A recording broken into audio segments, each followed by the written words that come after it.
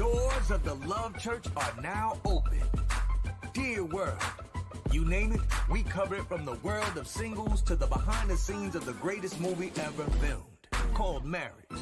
We dig into everything from dating 101. Why won't they commit? It's complicated. I can't do it if it's the three of us. They're a good person, but I'm not attracted to them in that way. 2, they really didn't disclose who they were before I said I do. How do I do this if they can't keep a job? The bills are paid, but the bedroom is suffering. Did I marry you or did I marry your family because we only can take care of us? Let's open up our marriage. Why do I have to buy into your beard gang illusion? You could have told me you were down low and we could have remained friends and not married. And last but not least, did you marry me or your pastor? Have we gotten your attention yet? If so, tune in to Unique Perspectives Love Talk Radio, Thursday at 4:30 p.m. Central Standard Time, if you want to hear more of today's real issues in the world of love. The doors of the Love Church are now open. All righty. Greetings, everyone. Welcome to Unique Perspectives Love Talk Radio. I'm your host, Charles Dixon, and I'm here with my co-host, Mr. Adam Ford. How are you, sir? What's up, fam? How y'all doing on this Thursday afternoon? I'm doing okay. Doing all right. Yeah. Doing okay. Yeah. Doing okay. Yeah. Somebody else is doing okay too. You know why? Because tomorrow is somebody else's birthday. Oh my God. Right, I said I was going to do it. I ain't scared of doing it. Tomorrow is Mr. Charles Dixon's birthday. He was 5 years old. Let's wish my brother happy birthday. Happy birthday. Yeah. No, he's the OG of life. Yeah, OG. King of the beige people. Oh my Lord. Man, let's say it's been it's been a good week nonetheless. You know, you got to fight through it, but it's a good week nonetheless. Right. Every day above water is a good thing. Above ground, rather. Above water? You can drown, and look, you can be drowning in life. Above water, above ground, either one. Thanks, Dion. Thanks, y'all. Appreciate the love. So really, I'm gonna go through this really quickly. Today, I had to get on not get on him, but I had to kind of check the situation at the barbershop, right? Really fast. I'm at the barbershop, and it's so funny how energy, you can pick up energy. Energy is kind of don't lie, right? When you feel that off energy, it's usually what it is, right? So when I came in there, he was just kind of quiet. For once in our whole session of being the client barber situation, like my appointment was at 10:30. I walked in the door at 10:29. He just prayed the person, lift up his thing, and he getting out. The person was getting up right before 10:30. That don't typically happen, right? But it was like he was actually on time. Right. And so I joked with him and said, this transition is turning you into a whole different breed, huh? Like, meaning he being more at work and on time. He's being more serious from my perspective. So he kind of sniggered, laughed, whatever. But then when I got in the chair, he was just kind of quiet. And so he asked me, so how's everything with you? I said, pretty good. And I said, how's everything going on with you? And he said, yeah, I'm fine. So then I just said, so don't hide behind the fact that life is a little different for you, right? So I said to him, what's it like being without seeing this person every day, right? Because y'all were used to being around each other every day, right? And then so as usual, he's gonna say, "Oh nah, it's good." I'm talking to her now. He was on the phone with her. I was like, "Negro, do some work." So he go on the phone with her, and so then he said, "But while she's on the phone, he said, yeah, she on the phone now. She missed me. She missed me." I said, "Oh, okay." So then this is how fake he be, right? He said that. About 10 minutes later, he gets off the phone with her. Then, and I never know when he hangs up. I just don't even ask. I just figure whatever he does, I don't never hear him say bye. He just be off the phone, right? So next thing I know, he just was randomly talking, and he says to me, man, he says, women got a whole lot of excuses. So I really didn't know. He wasn't really asking me a question, so I was still quiet. And I said, what you mean? He just said, man, women, he said, whenever something is something, it's always an excuse. It's never I did it or I was wrong. It's an excuse. So then he said something kind of nasty. He said, you could catch them dead in the act on X, Y, Z, and they're going to say, Tisha had me drunk. I didn't mean it. He was just saying, he was trying to say there's always going to be an excuse. And so I said to him, I was like, well, I said, well, what's wrong now? I said, what's wrong now? Oh, no, I mean, yeah, it's good. I said, well, guess what? The day when you're ready to confront whatever be wrong with you'll talk about it. But I said, all this, keep hiding behind it. It's not going to help you get nowhere. Yeah. So it's fine. Haircut goes through. We going through the haircut. This is where the shift happened.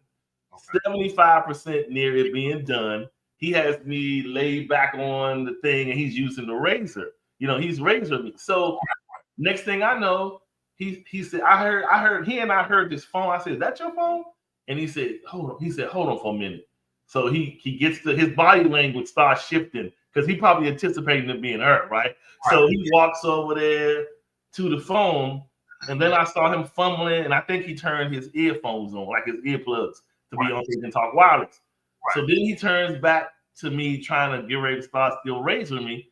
And whatever she said to him got him all frazzled because she said, all I heard him say was, oh yeah, how much? So did y'all already order the food? My assumption he's talking about the daughter and her.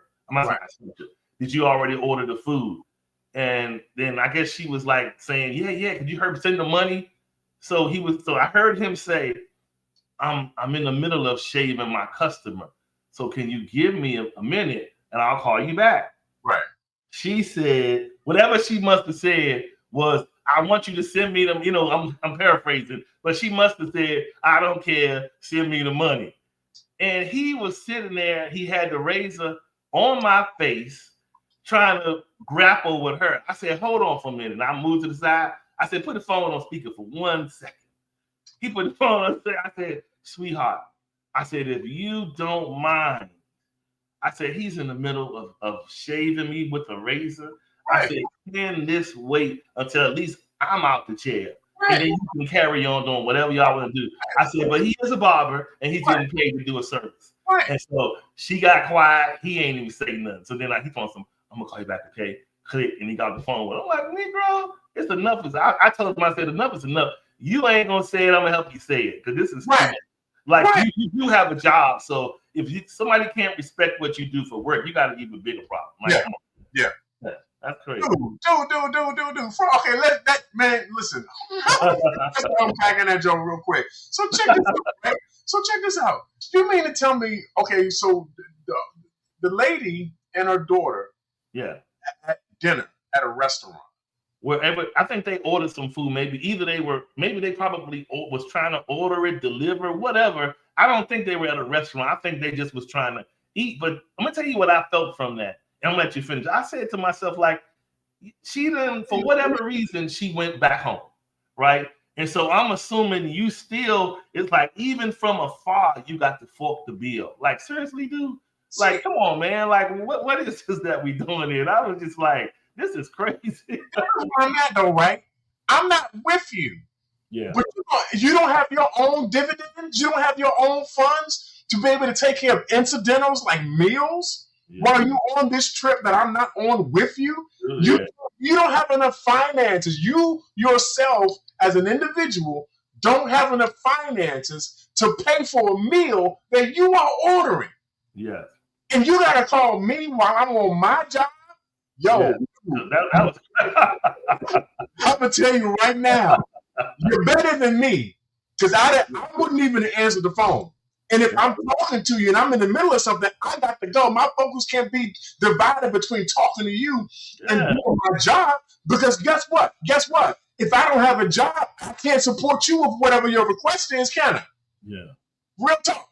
So I need to hang this phone up and focus on what I need to be doing. Don't call me while I'm working. He's such in a complicated space because just in that few minutes before she called on that phone, he was insinuating that he was a little perturbed about something. That's why he said the part about basically making excuses. So that something got you rattled. So that explained why his energy was a little off. But he was trying to still play the status quo role. But I'm like, but the reason why I say he's caught between a rock and a hard place is because he shifts every time that phone ring. he shifts. He could be talking all the trash in the world. The minute that phone ring, he shifts and yeah, what you need. I'm like, boy, you in a bad spot. Listen. You listen. Understand. If I'm with somebody, I'm with my wife or whatever like that. And yes, they should have an impact on how I feel. When she walks into the room, I should be happy, right? Yeah. When she calls on the phone, I should be excited, right? Yeah. And it's not every time that happens that I should be excited, but nobody should have so much influence on you. Yeah, wow. And it literally changes you on the spot. Dude, that's so much manipulation and mind control. I don't even know what to tell you right now. Wow. And here's the thing though, right? So it's not a good transformation. It's not a good influence. I could see if she was making him happy and granting all his dreams and making him feel like he was on top of the world. That's one thing. But when you call me or you walk into a room and now I got this negative aura emanating from you because you came in, yo. This needs to die. This needs to die. We need to kill it. Yeah, it really is, and it's like for whatever reason, Marlena says that their dynamic is so toxic. But here's the thing: he has made a comfortable bed in the middle of it, which is, to be honest, so many of us do it. People are in situations that is just uninhabitable, but because they're in it so long, it don't stink no more to them. It ain't dirty no more to them. The conditions are comfortable where you and me may go in and be like, what in the world? But to them, it's normal everyday life. So to him, he has somehow, from what I can gather, just watching him, it's like a lot of his self-confidence, his all of the things that sometimes that a woman can give a man on a positive note. Right. He's hinged. It's like that toxicity it's like it's connected to him, and he needs it to keep on moving. Like, boy, he couldn't even. When I saw him rattling when you working, I'm like, you can't even have the calmness of thought with a razor in your hand. You got some problems. Right. So I don't know what she done got over your head or got you getting into, boy. But you need to put it in the bottle and sell it. This is crazy stuff. That's literally the meaning of toxicity. Yeah, for sure. I mean, he's in a situation that is literally toxic. Yeah, that's just crazy, man. That's just woo. That's a radioactive nuclear isotope love that'll kill you the moment you step in the room. That's fentanyl love. Fentanyl. The moment you catch a whiff of that, you're dead. That's crazy, dude. Yeah. Who wants to live in a situation like that, yo? That is such the epitome of dysfunction. I don't even know what else to say. I have no more words. I literally don't know words to describe it. And as we make a segue over into what we're talking about today, the thing is, man, in today's world, you're not even really considered interesting if you don't show up with a little bit of mess. It's like if you come correct and I have no problems and no one's in my phone, no one's texting me, calling me, I don't have any extra anything. I'm just interested in you. You know, they're gonna turn around and say, "This is lame. I don't have time for this. He needs to at least have 3 baby moms. Somebody need to be outside my house." I'm just making up. It's like you have to have the craziness. You gotta have beat them up. You gotta do all of these things to appear normal, because we have shifted what normal used to mean. Normal don't mean normal anymore. Normal means toxic love as much as you can take and look cute while doing it. So that's where we at. So yeah, man. No. All right. Yeah. So before we can stay on track today, we got to stay on track today. All right. Today's topic, we're talking about the stamina of love. Are you fit to last, or does your interest only last 2 minutes? Are you a 2-minute interest dater? 2 minute interest lover? 2 minute whatever. Now, if we pull it on back, let's look at it like this. Now, this has been a saying for years, and people have used it you've heard it when couples disagree, argue, and when it comes to the space of intimacy or sex. And what you always hear somebody arguing is saying, like, let's just say if the guy said something and he irritated the woman, maybe he said something physical that insulted her. Most of the times you're going to hear back, if this is the situation that's true to their dynamic, well, you ain't number a 2-minute brother anyway. Wow. Women will say that. It's been said for years. It's like people will bring out, you ever notice how a lot of those kind of truths come out at the end? Yeah. Where people should, if people are trying to really build their dynamic, bring it up the front, right? If it's something that matters to you, like, don't swallow it, don't mask it, and act like you can roll with it when it's really a problem. If it's a problem, say something. And so when you're thinking of the 2-minute from that perspective, compare it to relationships and how people can rush in, overly excited, just like the man rushes in, overly excited, and then climaxes too soon. Right. And in relationships, we rush in, overly excited, tell everybody. The soonest we run up on something that we think goes against our core dynamics, and sometimes we don't even know what those are, but we think we core dynamics, and then we say, I'm done. I don't have time for this. It's only 2 weeks, a week. But it's just like that's where we are today. And it's like, I think what we're lacking is that good old traditional endurance to pace ourselves through these relationships so that we can have more positive outcomes. Yeah. Because now all we're doing is having a ton of experiences because we think because we have mastered being done or the gift of goodbye, and we think those things. Now, don't get me wrong, closing shop when it absolutely is essential is a gift, right? But closing shop based off your emotions are not, right? Just closing shop because you feeling away and, oh, you pissed me off and last night, you got to give the person some more foundational basis than that if you care about them enough to grow the relationship. I just think now we in this pre-ejaculate climate where people want to quickly, they don't want to endure. They don't have the endurance. It's just like, I'm only in this to see for a minute and then I'm out. Yeah. No, it's interesting. I was sitting there while you were talking. I was thinking about the whole idea of endurance and stamina. And being somebody who works out, I try to work out on a regular basis in order to keep my health straight or whatever like that. I realized that part of our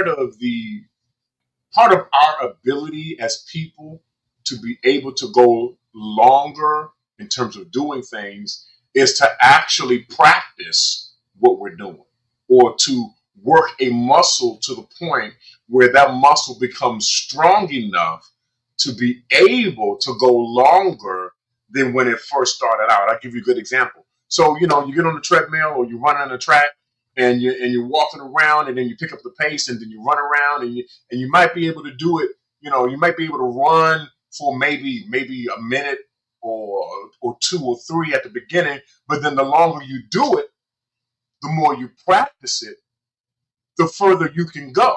Well, the reason why that is because you're strengthening that muscle.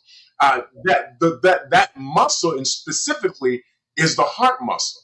It's the cardiac ability to be able to sustain physical effort in a way that helps you to go further, longer, and even to a point faster than what you've been in. And I think a lot of us, we don't practice that muscle.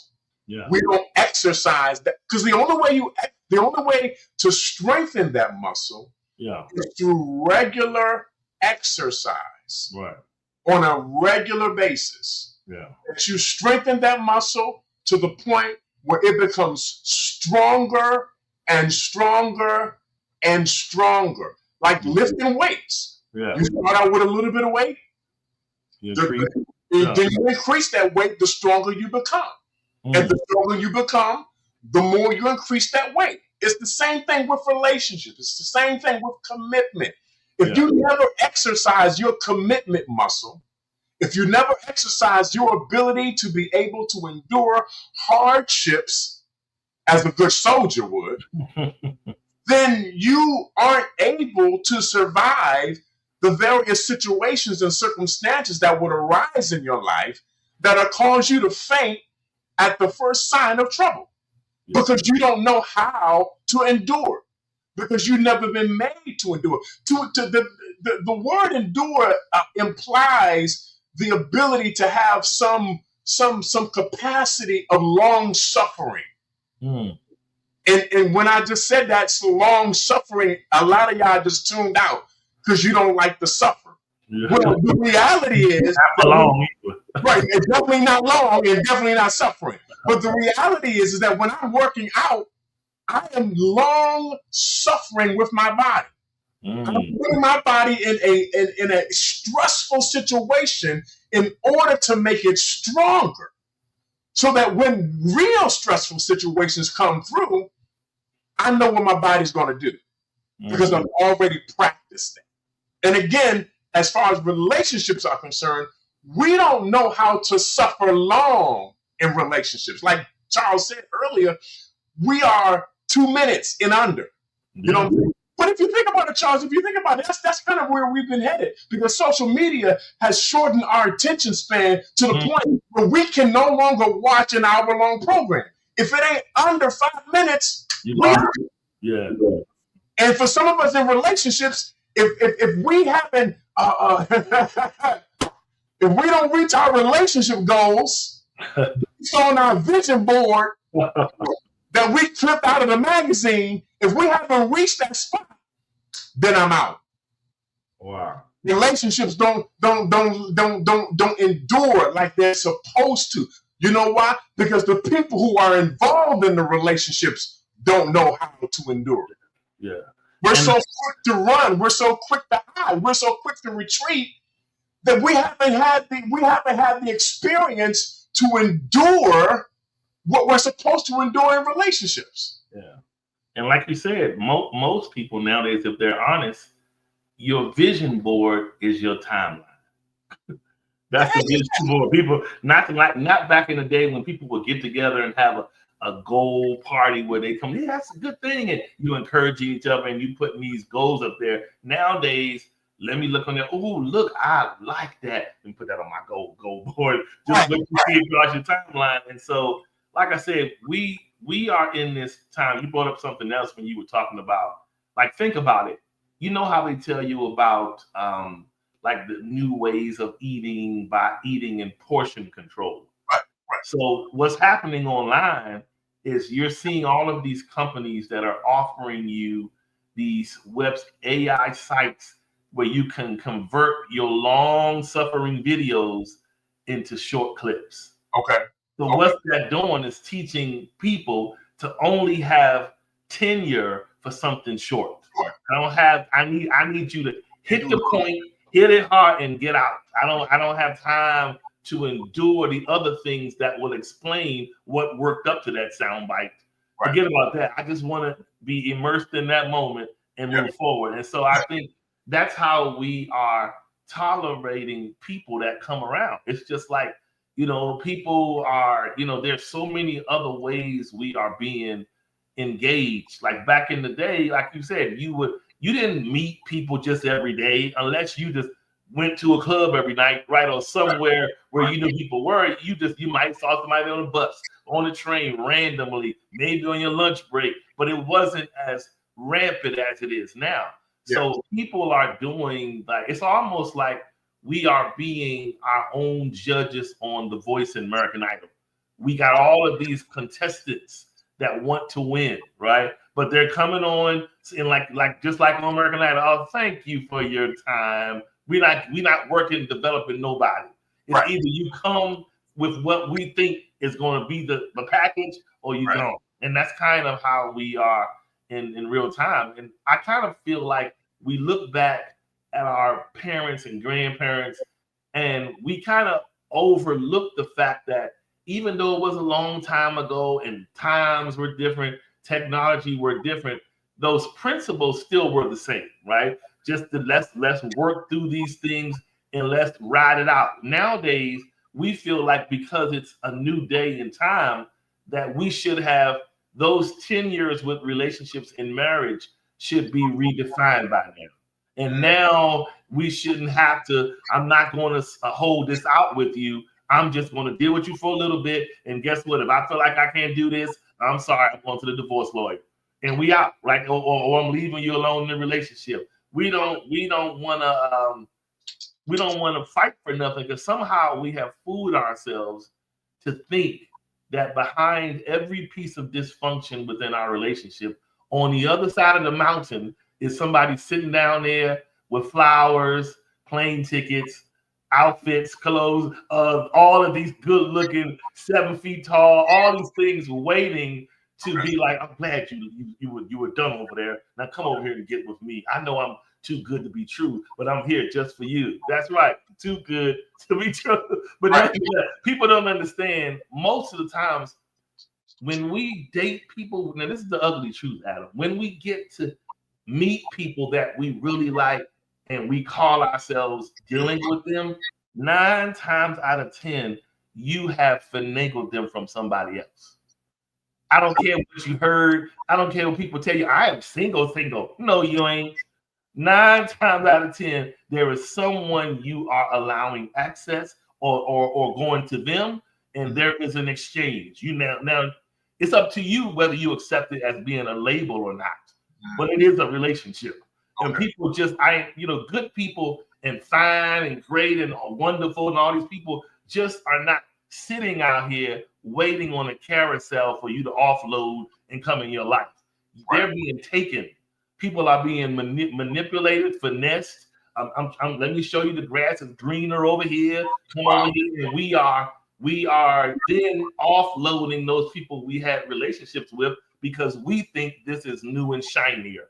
Right. And then we leave them, but we keep them nicely enough tucked away. We're not too mean. I didn't block them, but I'm not dealing with you. I'm giving this person the preference of my life right now. Wow. That's the name of the game out here. So yeah. Yeah, it's a real problem because of the fact, like I said, we don't practice the ability to be able to endure things, and I think part of the reason for that is, I guess my question would be, as I'm sitting here thinking, I was wondering, and I'm thinking about even in my own life in terms of the relationships that I've been in, and I think one of the questions has to be in terms of being able to be in a long-term relationship, because that's what we're really talking about, is it worth it?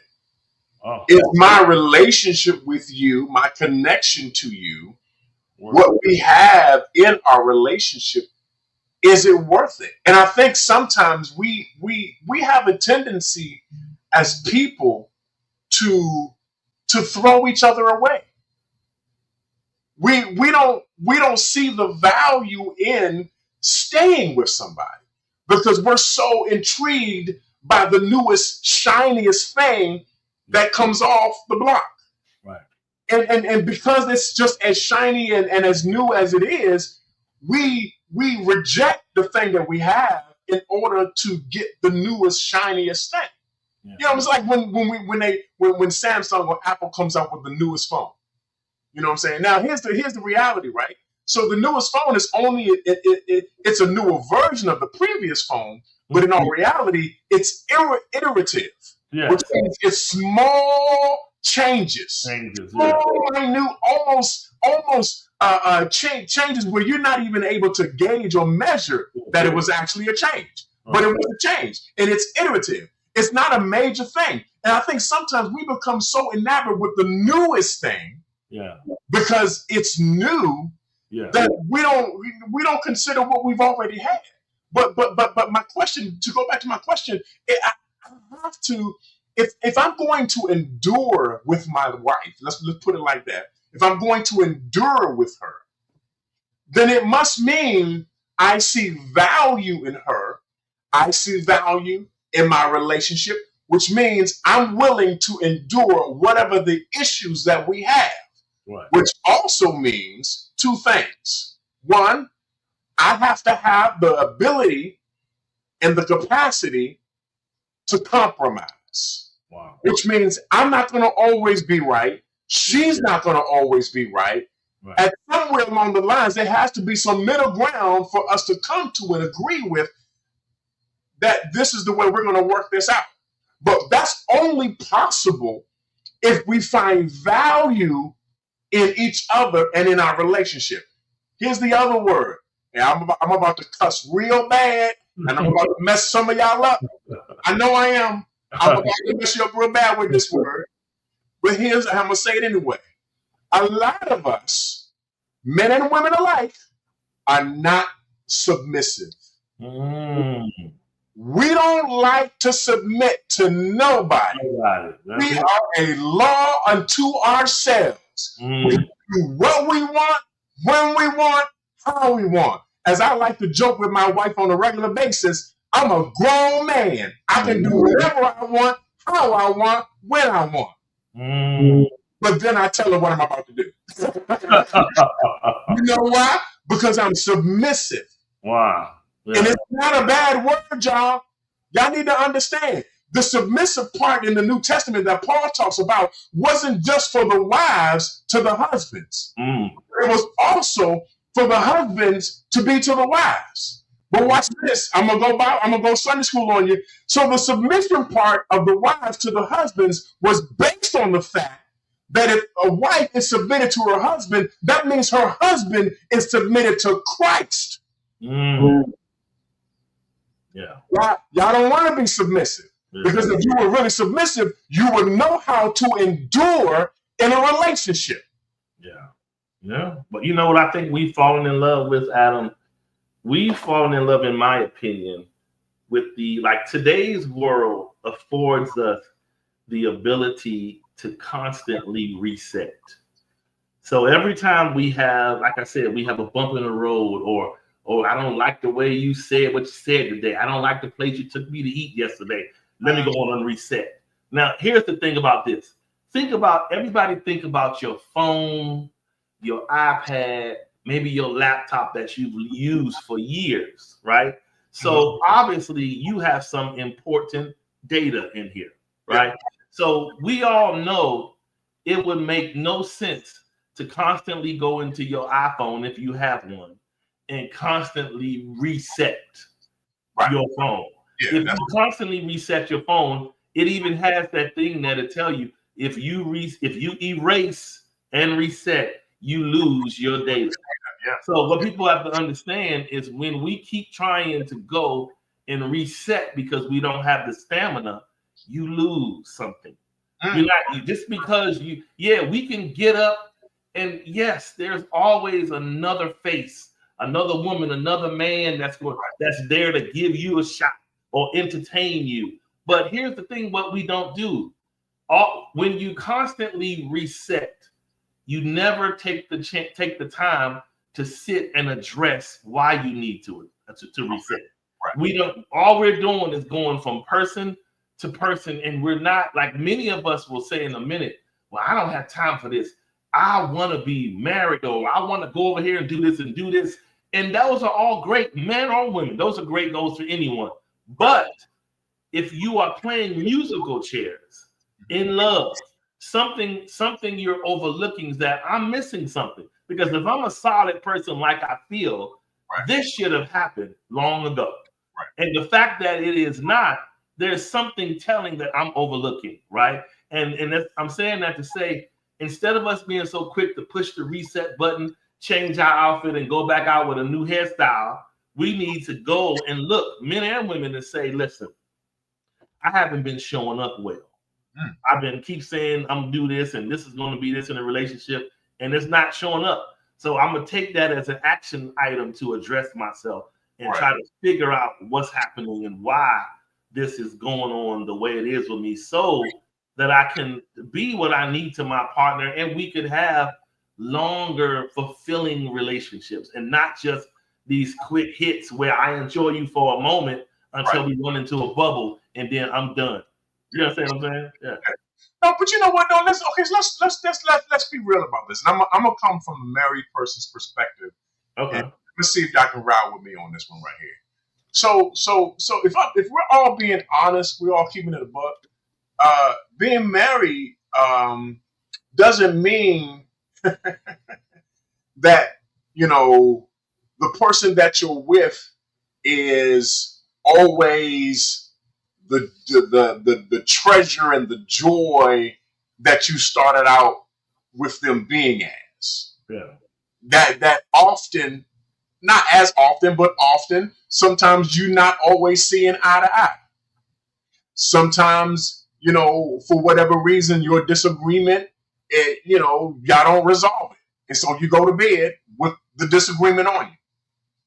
But that doesn't necessarily mean that because we don't always see eye to eye, that I need to call it quits on this and reset my life. Wow. That's crazy. Because none of us do that, like you said, with our phones, right? Because if we did that with our phones, we probably wouldn't. Yeah, too many risks to lose. Yeah. You're losing your pictures, you're losing your contacts, you're losing your texts. And if you got financial information on your phone, you're losing all that information. All passwords, everything. You just lose it out. Right. So if you apply that to relationships, so I'm losing the person that I had. I'm losing the communication that I have with them. I'm losing rather all of the different things that we've had together as people. You know what I'm saying? So resetting is not the answer. Yeah. The answer is being able to live with somebody and being committed to somebody and staying with that person, regardless of whether or not you're always happy all the time, because that's where the supposition is at. That we're believing that we're all going to be happy all the time. Yeah. And if I'm not happy, then I'm not going to. That means I'm not going to have any stamina with this. Wow. But that's not real relationships. Yeah.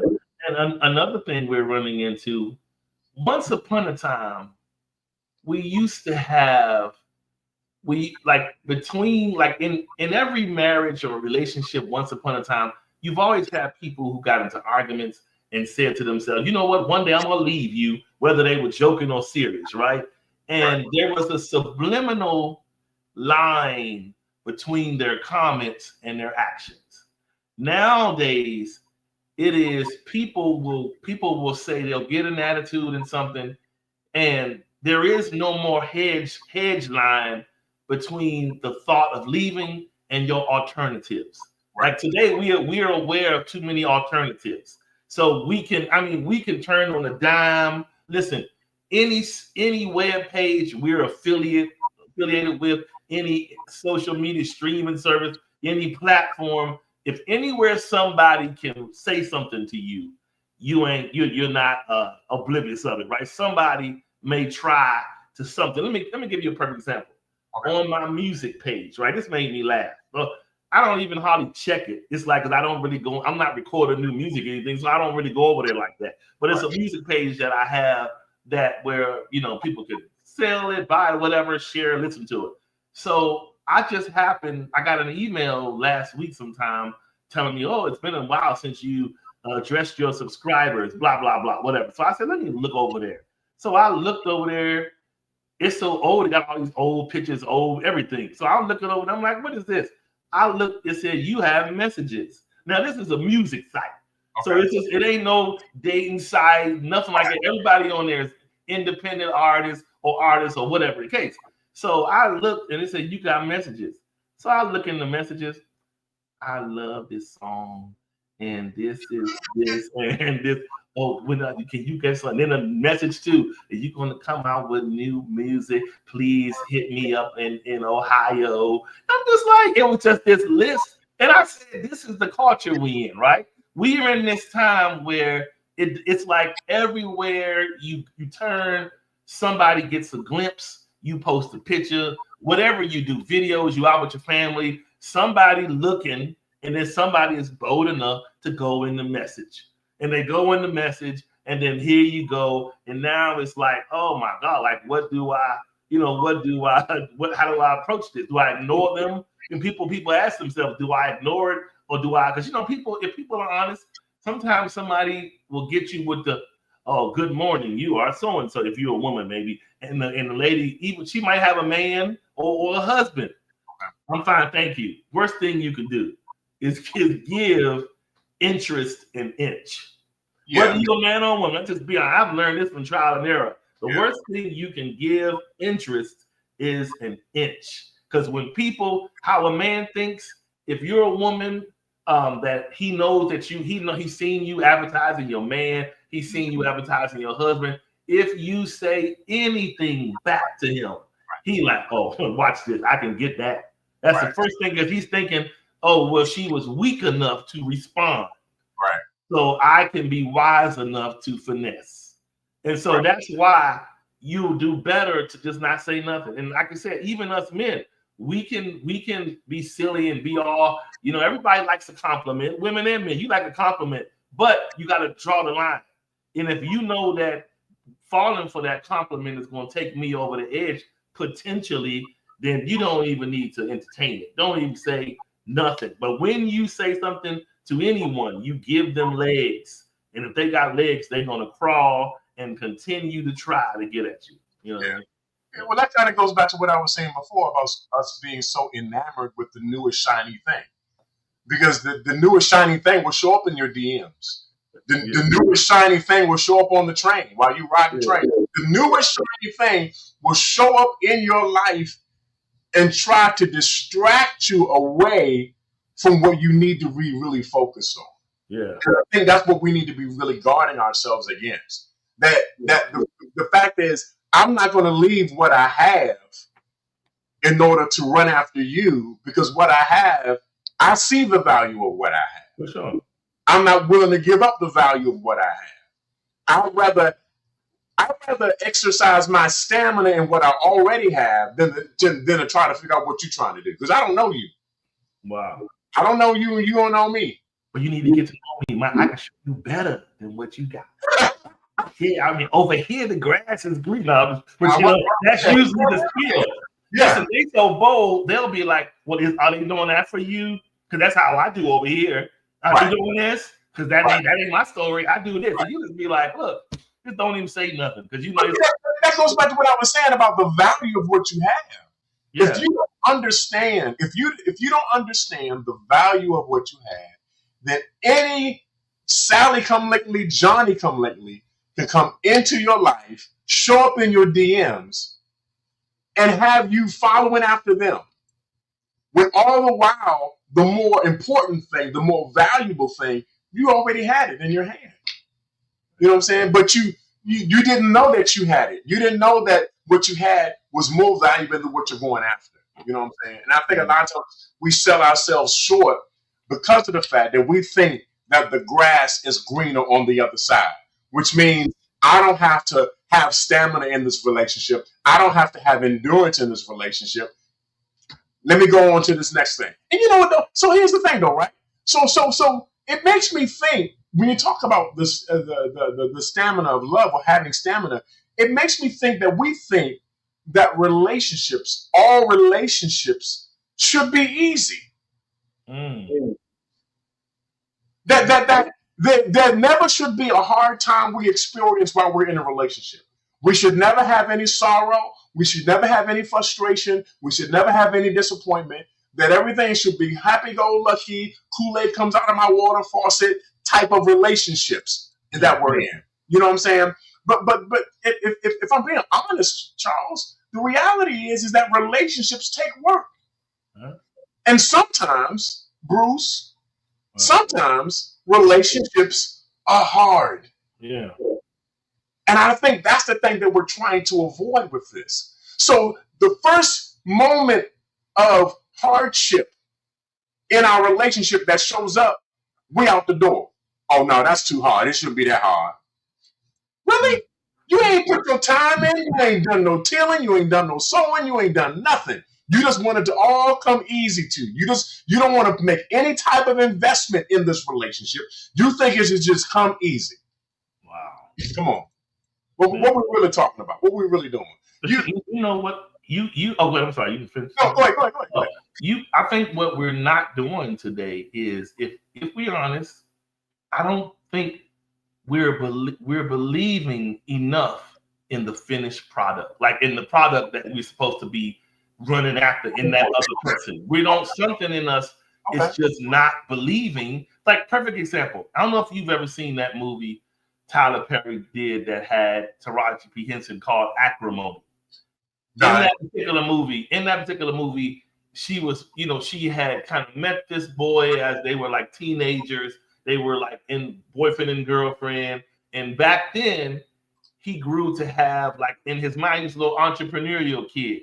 And he basically was saying, that he had this, he had this invention that he thought was going to someday make him a lot of money, because he was smart, right? And so here's the thing. A long time ago, so if you're talking about endurance, he was with her, and yes, at first she was weathering, she was helping him, giving him money, and he kept saying, don't worry, I'm going to pay you back, I got you, just hang in there with me. Now, they had some ups and downs through the way, but he never let go of his invention. He kept on to that invention. Fast forward, the breakout for him didn't come fast enough for her. She got fatigued and quit. Her family, her sister started getting in her ear, trying to introduce her to another man. It got bad. Now, when she left him vulnerable, of course, there's always the other woman that's going to come and move right on in. Somebody he knew previously came in to kind of help him in his transition. Yeah. He ended up getting the plug from the girl. She plugged him to her boss, and the boss offered him some money one time, which you would have thought, him being desperate, he would have took it. But he said, no, if he's offering me this amount, he knows it's worth a whole lot more. So he walked. He walked away, still being married to his invention. Later, came back. He got buku money. The man reconsidered. Gave him a lot of money. Long story short, he went to pay Taraji. He went to her job to give her $10 million. More than what he owed her. He was just saying, thanks for being good to me. Even though we're not together here. He was like, oh my gosh. He thought he was coming back there to kind of flip the script and play like Richard Gere and Pretty Woman. She thought he was doing that. So to make a long story short, she then came back to his penthouse, because everything he told her he was going to get, he got it. He got a penthouse, he got a yacht, all the things he said, his nice things, all of the things that he had dreams for. He stuck to his guns. Yeah, he went ballistic that he was with the new woman. He wasn't with her. They almost tried to kill him. It was crazy. But the point I'm making is, when somebody in the relationship is trying to drive stamina, you gotta, one or both of you have to believe in the end product. He believed, she just didn't, right? He believed in what he thought that they could have, but she thought I can believe to a degree, but I don't have time to weather all of this. And so the weathering for him paid off. And so for her, it's a bad thing. But like I said, we gotta be, if we're gonna be in relationships with whomever and be committed, you gotta ask yourself, do I believe in the finished product of this? If not, why am I wasting my time? But you gotta believe in the finished product. If not, then why am I here for? No, that's a really good point. Yeah. Pastor John said, shout out to Pastor John. He said, most people want happiness, but happiness is earned, not given. That's right. It's smart. And I think this is where we're at, right? Because I see Dion, she's saying many don't like challenges, not realizing challenges bring growth. Absolutely. And growth can be uncomfortable. So here's the idea, right? We live in a society where we don't want to be comfortable. We don't want to be uncomfortable, rather. We live in a time where we all want it easy. Yeah. If it's hard, I don't want to deal with it. If it's difficult, I don't have time. It takes too long. If I go further than what I expected or planned to, I want no parts of this. Yeah. The reality of life is that if you want what you want bad enough, you'll do what you need to do in order to get there. This is direct application to relationships. If you want your relationship to work the way it's supposed to work, you got to put the work in. Yeah. You got to put the time in. And that means sometimes it ain't always going to be easy. And I think this is what I don't want us to run away from that. We want it easy. It's not going to be easy. Wow. My mic on. Let me say this real quick. Relationships are not easy. I don't want anybody to get into a relationship thinking that they are, because they're not. They require time, effort, work, focus, discipline, control. If you want it to work the way you want it to work, you got to put your time in. You got to pay your dues in order for it to work. Wow. But we don't see, social media has messed us up to the point where we see all this stuff, all these pictures, all these posts. Ooh, I'm living my best life. Ooh, relationship goals. Me and my boo on the daggone French Riviera, and we just living it up all over the place. But nobody knows the real work behind the pictures. Nobody really knows the effort, the tears, the blood, the sweat that had to go into you being able to make it to the French Riviera. We just see, like you said, Charles, the end product. But we don't see the actual work that goes behind getting to the end. Yeah. Because if we saw the real work, we would not want that. Yeah. If we knew what it would require, we would not want that. That's why so many of us, I'm going to say it real good, that's why so many of us are not in relationships, because we realize how much work it is to be with somebody else, to deny yourself for somebody else's happiness, to make somebody else comfortable while you are uncomfortable. Yeah. This is what it means to be in a relationship. Yeah. To allow somebody else to pursue their dreams while you're still living in reality. This is what it's all about. And a lot of us, when it comes to that level of commitment, we come up short. We come up short because we're only thinking about ourselves and not the other person. Because in reality, if I'm in a relationship with somebody, it ain't about me. It's about the both of us, right? I'm thinking back about what Dion said about and growth can be uncomfortable, right? But I'm thinking about how, like, nowadays, I don't know about what they have in the Chicago area, but here in Texas, they have these places, they call them the Stretch Lab. And basically, just like a massage parlor, you can go there and pay people to stretch you out. Yeah. But here's the key. We will pay strangers to stretch us. And I'm saying stretch in the thing, if in a relationship, your partner's challenging you is a stretch, right? Yeah. So we will skip over our partner's requests to go out of your comfort zone to stretch, to be stretched, and go to complete strangers and pay for a stretch session. And so it's like right now, so when you think about it, it's almost like, I'm gonna go pay because the stretch is on my terms. You trying to tell me how I need to evolve to stretch and show up for you. I don't all the way agree with it. So I'm in conflict. I'll go pay to be stretched, but rather than let you, in this relationship that we have, it stretch me. And so we have to reconsider that. Because think, Adam, so Adam and I are working on behind the curtains. We working on the book, right? What you say? Yeah, I can't say you already done put it out there months ago. I ain't saying no, whatever. Yeah, anyway, the point I'm making is this. We had got to the point where we thought we were complete. This is a lesson. And we said we're going to get our book edited and then let the process begin. Right. Well, we sent the book to be edited. And I'm going to be honest. In traditional settings, it probably would have got edited and sent right back to you, right? But this particular person that we have editing our book went an extra mile.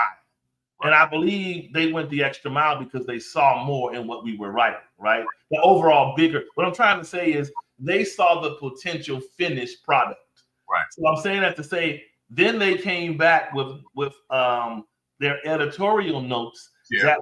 But when I first saw them and Adam saw them, we were like, Oh man, like it was like a challenge because it's challenging you to stretch Right.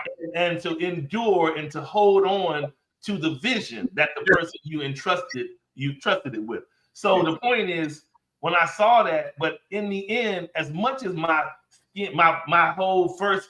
first mind was, I don't feel like doing this deal. We just finished, so we got to go back and do all these revisions and corrections. But stretching is good. It is for because sometimes holding on to what someone say, even as your partner in a relationship or marriage, sometimes now you may have a dynamic where y'all get on each other's nerves, but some suggestions are for your good.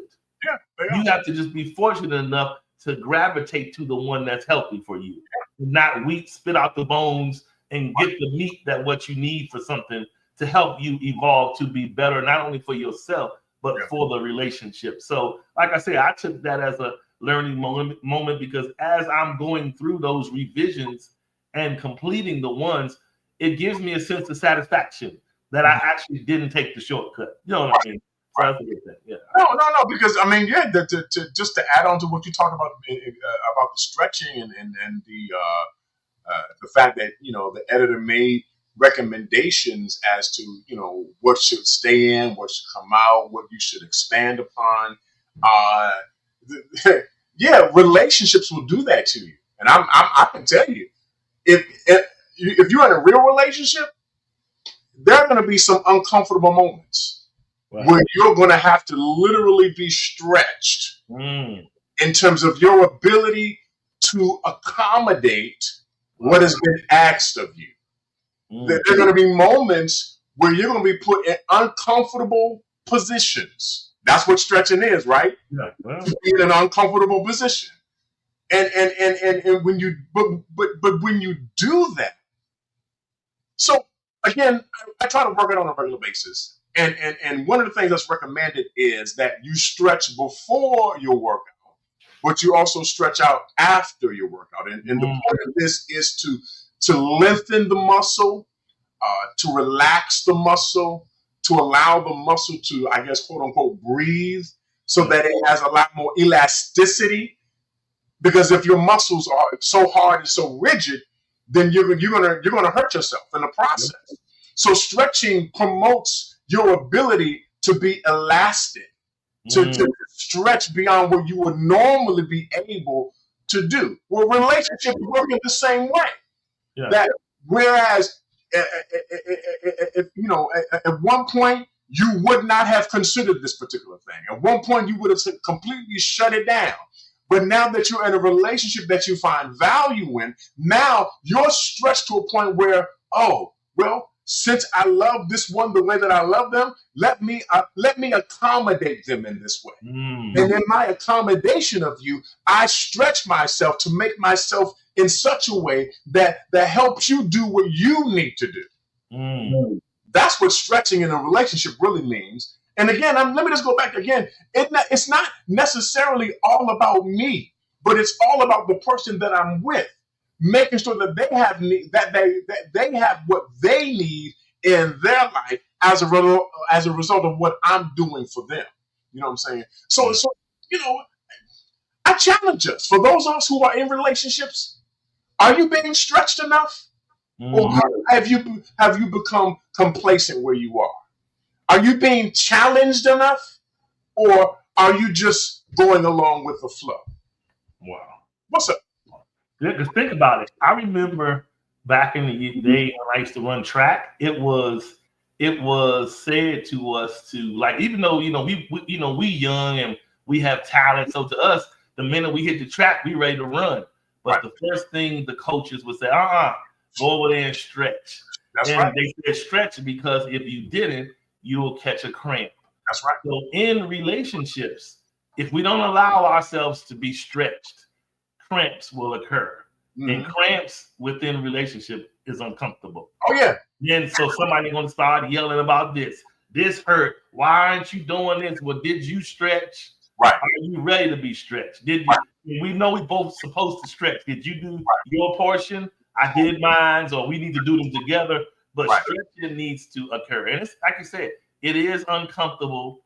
And I think a lot of times, if I'm honest, we don't always gravitate to it because let's just call it what it is, our partners are telling us to.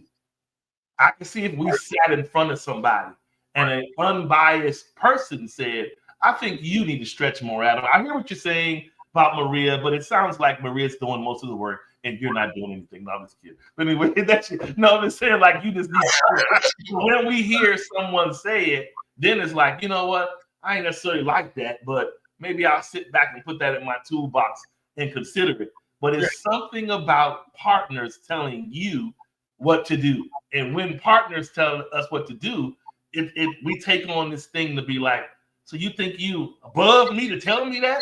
You above reproach? Who are you to tell me how I need to show up? Yeah. So that's where we get into needing to have trust with our partners. Yeah. And you got to know that trust is more than somebody not cheating or devaluing the relationship. It's, can I be hinged upon your word? Right. Do I take solace in how you advise me? You know, I'm trusting what you tell me. So if you trust your partner, and if you know that they love you and have your best interests, you know that what they're telling you is to help the overall unity. You know what I'm saying? No, absolutely. And just like I said, you pretty much said it, but let me say it in a different way. I trust you enough that you're not going to hurt me with what you say. Yes. Because we are in relationship with one another. My trust says I am going to allow you into a vulnerable space within me, so that you can say what you need to say, and I know that you're not going to hurt me. Yeah, I know that you're not going to try to manipulate me. You're not going to try to exploit me. You're not going to try to control me. And again, it goes back to what I was saying before about the whole idea of submission, being submitted one to another. I think, Dion said it, mutual submission to one another. That in our trust of one another, we are trusting each other, that we are not going to hurt each other, but we're here to actually help one another. That's what the idea of a relationship is, that I'm here, that I know, that you could possibly do some things to me that could hurt me, but I'm going to listen to what you have to say to me in an objective way. I'm not going to allow all of my feelings and all of my emotions get involved with this, but I'm going to open up my ears in an objective way and allow you to say to me what you need to say to me, and I'm going to take it in. And a lot of times for us, Charles, it's not always the easiest thing to do. It's not easy to always listen to somebody else, talk about you, especially when you're talking about your loved one. Yeah, that's a tough thing. Can I be real? Can I be real? Come on. I mean, I don't know everything. I don't think I know everything. I know some things. But then there are some things that I know my wife knows better than me. Yeah. And so I have to be able to allow her to actually say to me, hey, babe, you know what? Maybe we should do this way. Yeah. Instead of the way that you're doing it. So that means, so I'm not right? Yeah, no. That's what it is. So she obviously has a better way. But if I'm not submitted enough to hear what she has to say, if I'm not trusting her enough to actually give her an opportunity to say what she needs to say, then I lose in the process. I lose in the end. So listen, Adam, you got my wheels turning. So when you keep talking about submission, I think in the book you are too talking about submission to a degree, right? Yeah. I am too, right? In a specific format. So here's where my challenge. Now listen up, Bruce. This is where my challenge came in. That I had to do my own research because the particular person gave some feedback, right? And the feedback was to the degree of she brought up the word co-creation, right? So at first, the church person in me, the co-creation, the man was created first, and all of that. That's what I'm thinking. So I was challenged a little bit. I had a Bruce moment for a minute. I was kind of like, how? Because what she was trying to tell me in her feedback was, she says, try anchoring submission in co-creation. Wow. Which what I took it initially was, not to don't acknowledge a woman submitting to a man.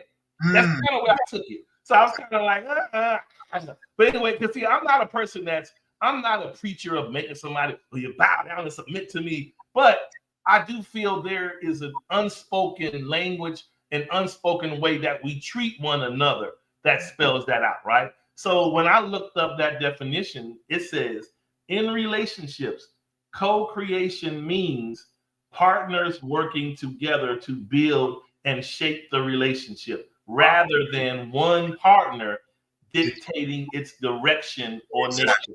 Yes. It involves mutual respect, shared goals, and a commitment to navigating the relationship's dynamics together. So when I said that, I understood it from a different perspective. And I think what she was trying to say was, don't just kind of embellish on submission as that's right, the wife submit to the husband, whatever, but rather give the woman her voice. That's right. And let this be a building moment. So there was definitely a learning moment. And it also teaches, I'm learning even further, because it's an unbiased person doing this for us, right? But you're still getting to understand the mind of the opposite sex. So a lot of the feedback are things that make you say, so that's how they really be thinking. You know what I'm saying? So it challenges you to be like, because she's really challenging me to answer her curiosities further. That's pretty much what's happening. You know what I mean? So yeah, that's good. No, and I think that's the key though, right?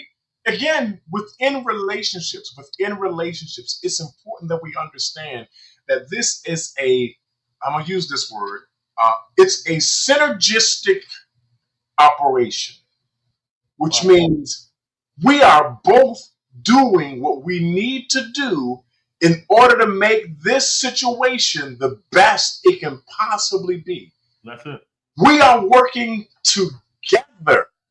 Yeah. And we're not working against each other. Right. This is not a rivalry. Yeah. This is not competition. Yeah. I'm not trying to one-up you and you're trying to one-up me. No, we are working together. Yeah.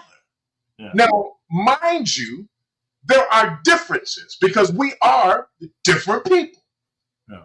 You know what I'm saying? I'm a man, you're a woman. Yeah. Okay? You come from this particular place, I come from that particular place. This is my background, this is your background. We're different. Wow. We're different. But the beauty of a relationship is that when we both come together, we blend our lives together to the point that they become one. That's it. Us working together, cohabitating together. Again, I'm going to use this word one more time. We are doing this synergistically. There is a synergy between the both of us. Yeah. We're both accommodating one another. Right. We're both making space and room for each other. We're both compromising for one another. We're both submitted to each other because this is the only way our relationship is successful and is able to survive any situation that it encounters. Well, that's it. I'm not driving you. You're not driving me. We're driving and steering this thing together. Why? Because we're one. Wow. Well, see that now we need to teach on that one day, Adam. Because guess what? You made some good points. You said we're driving this together, right? Yep. Then there are those points when it crashes. You the one in behind the wheel. So are we still in co-creation or are we single? So that's where the challenges get because it's like it's co-creation to a fault. Okay. And then when that fault is exhausted, where you the man, so that's always the thing in the background, right? You man, so you're supposed to do this, but along the way, consider this co-creation. You understand what I'm saying? So let me add this a little addendum to this. Let me add this. Yeah. As John said, synergistically. Let me add this little addendum to this. Okay. So yeah, we're both steering. We're both on the wheel together. So that means there is not just one person to blame. Okay. We are both equally responsible. And this is where we miss it, y'all. This is where we miss it. Especially divorced folk, and I can talk because I'm a divorced person. That we don't honestly recognize where we failed in our responsibility within the relationship. Because what we want to do is blame the other person for what they didn't do. Wow. All the while ignoring what we did not do. We are both responsible. You know why we're both responsible? Because we're both in the marriage. Wow. Y'all don't want to talk about it, but let's be real. We're both in the marriage, which means it ain't just you and it's not just me. It's the both of us. Why did this fail? Why didn't this work out? How is it that we did not have the stamina to sustain, to be able to survive hard times? We're both responsible in this. Both our hands are on the steering wheel. We're both responsible. And so just like we, watch this again, just like we synergistically got into this, we also synergistically made it fail. That's it. Wow. We got to take responsibility. Let's stop not taking responsibility. Let's be responsible people now and do what we need to do within our relationships so that they can survive, so that they can have the stamina needed to be successful. And listen, and when we redefine our marriage exit conversations from it was them, mostly I can't tell you the number of times if I've ever dated someone that was married in cases, it's almost always them. It takes a big person to say, well, I did this. I asked them for an apology. I really messed up, but guess what? I had to learn and eat that. Yeah. But most people you encounter, their exit story is one that paints them with the white suit. It takes a big person to say, I could have really showed up a lot better. That person was, it was a little hazy marriage. They did some things. I did some things. And it just got to a point where we both felt depleted. So we just said, maybe it's better apart. But most of the times, I didn't sign up for this. That person didn't do this. It didn't prove to be who I thought. They didn't do, it's always them. But you help your next relationship when you come with truth. Mm-hmm. Because what happens is when the person ends up dating the person that was married, the truth comes up anyway. And you are encountered with what probably happened before. So it helps to just tell people up front, I don't do good sometimes in a lot of stress. So when it gets a little bad, I might just run. Yeah. Tell them that. At least they know how to handle you rather than just come up and then let it happen in the new situation. I think too, just to kind of like chime in on the whole responsibility aspect of it all when it comes to our relationships not working out the way they're supposed to be, that we all have our own personal narrative in our own head. We all write our own narrative where we are the hero or the victim. Yeah, right. It's very seldom that nowadays. Right. It's very seldom that we write the narrative where we are the villain. Okay. That we are the perpetrator of the crime. Wow. And listen, we need to be objective with how we see ourselves and stop painting ourselves with a brush that makes everything look good. Because if you're honest with yourself, you know you don't look that good. You got that right. And you know you're not that good. Yeah. Don't let me go Bible on you. All I'm saying is you need to be objective with your narrative. Take responsibility where you need to take responsibility at. Allow yourself to grow up in that area in your life. I guarantee you'll have a lot more peace. Yeah, that's really you'll have a lot more. I'm telling you, an apology and a sorry will give you peace of mind. Oh, yes, it will. Oh, it's a long way. Yes, it will. Y'all want to talk to me for real? Y'all want to talk for real? Okay. Yeah. So guess what? Yeah. Like you alluded to earlier, the takeaway here is if anyone is having an issue with stamina, right? Holding out, preserving in the relationship, then that tells me just like in the real world where you need to exercise those muscles, right? Yep. In the relationship, what are you doing to exercise the muscles that will cause you to stay? Yes. If you don't stay, nothing in this world that we prepare over fire tastes good until we allow it to cook. So if you don't allow yourself to cook in interest, in intention, in expectation, it's not going to come out tasting well. Yeah. You're going to end up with somebody that you're going to look at and look sideways, and it's not going to be a good consumption. So you just have to, say, listen, I'm not perfect. Because guess what? Exercising impatience says, I think I'm cooked. You're not. It's like saying, that, who put the thermometer in you to check that you're done? But when you tell the other person that you don't have time, or this is beneath me, I'm done, and all these things, you're saying, I feel I deserve more than you in this. And so if we are an item, it should be, what can I do to both? How can we both pull one another up so that we are facing one another, as opposed to it being a hierarchy of some sorts? Right. But we look at each other in the face as one, like you mentioned, instead of this whole, this kind of looking down on one another based off our own personal thoughts of being in a better position. Because most of us, if we are honest, if we set up, if you remember, like on the shows like Law and Order, where they'll look and you got that lineup room, people in there, they said, was it him? Was it him? You got the lineup room.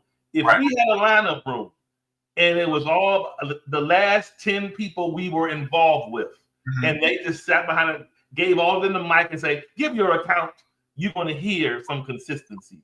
Right. Everybody will have a different story. But there will be some consistencies about who you are. Right. And so we need to think about that and be like, listen, be honest with yourself. It's just like, we don't show up that great. It's only grace that makes us attractive. Yeah. Most of us are ugly in the spirit. We only show up nice looking because God gives us grace to be nice looking. But if you pull the camera back of a lot of us, we are ugly. I don't care how fine you are. An ugly personality is just ugly. If you're impatient, you are judgmental. It don't matter how handsome you think you are, nice looking you are. It's an unattractive quality. Yes. So that's a result of not being able to handle the weight you've been entrusted with. Right. That's why we don't have the stamina. So we need to go back to the drawing board, like you mentioned earlier, work on those things that's going to cause us to be able to have the stamina to survive it. What I mean?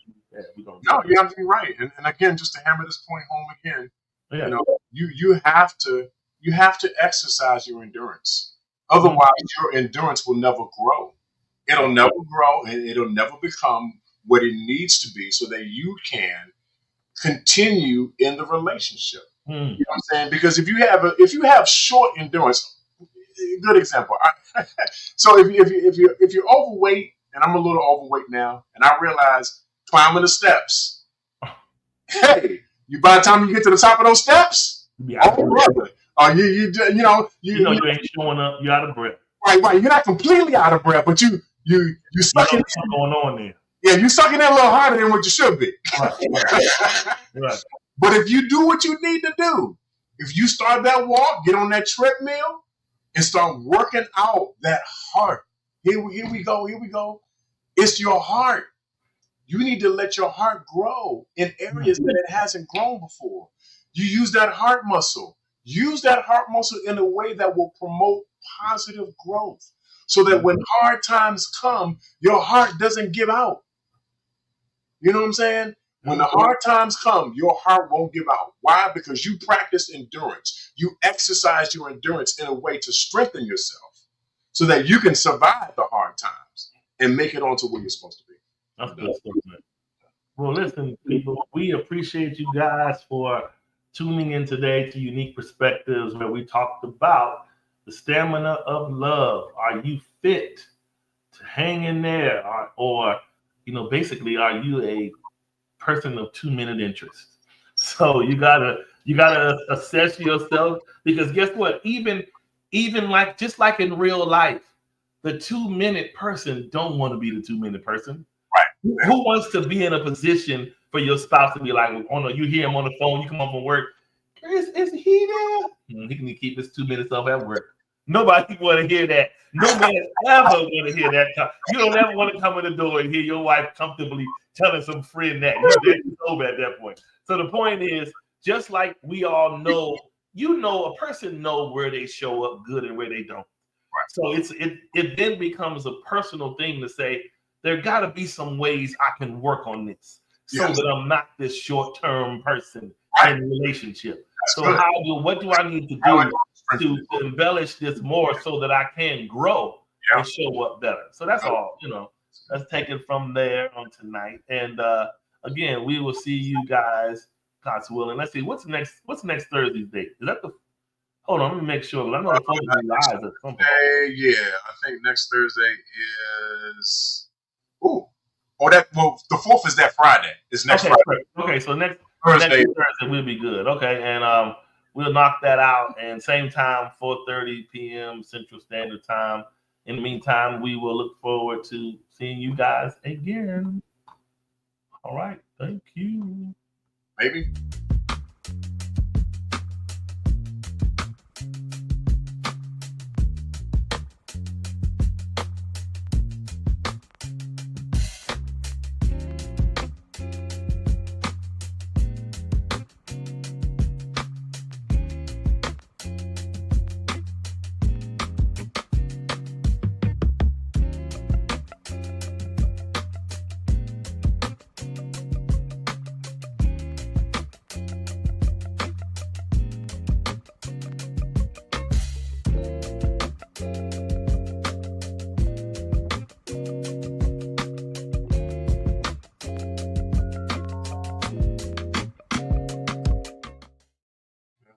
Oh, yeah, that's a jam right there.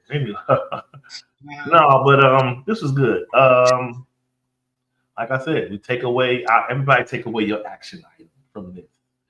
If you're a short-term dater, you one of them people who done in 1 minute, you don't got time. I don't have time for this. I'm shutting you down, blocking you, whatever the case. That should be your sign that I'm having a bit of a struggle with my stamina. So that's what you're gonna have to show up for somebody. And the unfortunate thing is we may have this record of cutting everybody off, but then when we get to the person we really, really like, it requires some stamina. Because we've been used to short-term clicks. Right. So to be able to build that up so we can expand and rise to the occasion if you really want to find yourself in that situation where you feel like you got somebody good. What you laughing at? Yeah, you said rise to the occasion, but anyway, I'm gonna let you. Where's Maria? Somebody's in a way. Help them. No. You about to mess up. See how you did? She about to come get you. Keep on playing with it here. Keep on playing. This fool. I tell you, man. Till next time. Thanks, Leon. Appreciate y'all. All right. Bye, y'all.